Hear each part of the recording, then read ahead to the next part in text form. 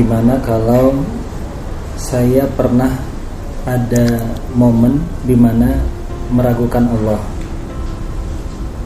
dan kembali meyakininya ketika lebih mendalam ingin mencari tahu tentang Islam. Apakah dosa saya yang meragukan Allah di masa lalu dan apakah bisa dimaafkan? Gak ada dosa yang gak dimaafkan. Innallaha yaghfiruz dzunuba jami'ah. Sesungguhnya Allah mengampuni dosa semuanya, termasuk syirik. Syirik itu baru gak dimaafin kalau seseorang meninggal dalam keadaan musyrik. Tapi kalau dia belum meninggal dan bertaubat, mau syirik, mau meragukan Allah, mau dia durhaka ke Allah dengan menuduh Allah dengan tuduhan-tuduhan yang gak benar, semuanya asal dia bilang astaghfirullahalazim Rabbi zalamtu nafsi faghfirli, ya Allah saya sudah menzalimi diri saya sendiri, maafinlah saya, ampunilah dosa saya. Allah Ghafurun Rahim, Allah Maha Pengampun lagi Maha Penyayang. Itu dalilnya bahwa Allah pasti maafin. Allah Ghafurur Rahim, Maha Pengampun lagi Maha Penyayang. Gak ada yang gak dimaafin, gimana pun masa lalunya. Ustaz, saya di masa lalu itu jahat banget. Bukan itu intinya. Mau taubat gak? Kalau mau taubat, cara taubat dengan Allah itu sederhana. Allah tuh gak ribet, cukup menyesali, bilang Allah maafin saya dengan bahasa kita boleh, dengan bahasa Arab Rabbi zalamtu nafsi faghfirli boleh, atau Rabbi firli wali walidayya boleh. Apapun yang kita hafal Allah hapuskan. Segampang itu Ustaz, segampang itu. Terus kalau kita ulangin, itu masalahnya. Masalahnya itu bukan di Allah, masalahnya di kita. Kita benar gak mau taubat? Kalau kita benar mau taubat, kita bikin dosa sekian puluh tahun, lalu kita mengatakan astagfirullah sekali aja, maka puluhan tahun dosa kita itu semuanya dihapus sama Allah. Masalahnya kita kadang-kadang mengatakan astagfirullah dengan hati yang belum mantap. Astagfirullah kita itu hanya gara-gara kita lagi ada masalah. Astagfirullah kita itu hanya sepintas aja, terus nggak dilanjutin dalam amal-amal soleh. Akhirnya taubat kita belum nasuha, belum sempurna. Kalau kayak gitu, Allah nunggu sampai taubat kita benar.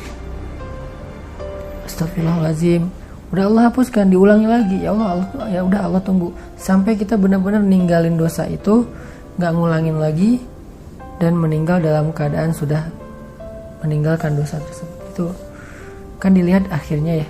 Makanya kalau kita belum berhasil, coba lagi aja. Coba lagi selama masih dikasih nyawa sama Allah, kita coba lagi aja dalam proses taubat. Ya, soalnya mungkin pas ya istilahnya iman lagi ngedrop, jadi datang lagi ragunya.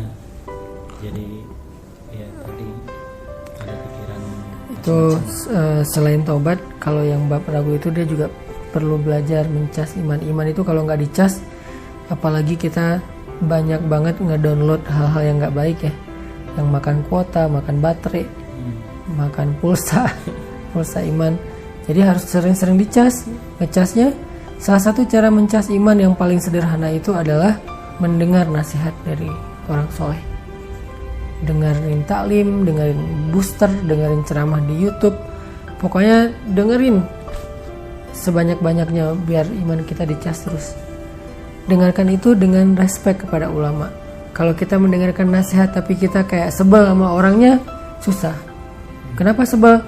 Mungkin kita gak suka aja sama image dia yang dibangun oleh media misalnya.